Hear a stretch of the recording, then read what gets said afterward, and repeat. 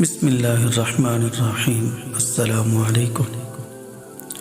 حضرت سیدنا عبداللہ ابن عباس رضی اللہ تعالی عنہما سے روایت ہے کہ محبوب رب العالمین سید الانبیاء والمرسلین صلی اللہ علیہ وسلم کا فرمان دل نشین ہے، اللہ عز و جل ماہ رمضان میں روزانہ افطار کے وقت 10 لاکھ ایسے گناہ گاروں کو جہنم سے آزاد فرماتا ہے جن پر گناہوں کی وجہ سے جہنم واجب ہو چکا تھا۔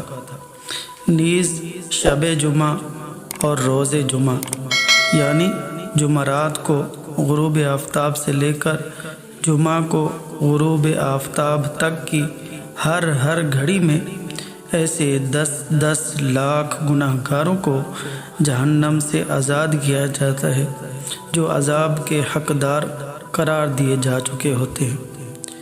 اے عاشقان رمضان، بیان کردہ حدیث مبارکہ میں رب الانام عز و جل کے کس قدر عظیم الشان انعام و اکرام کا ذکر ہے۔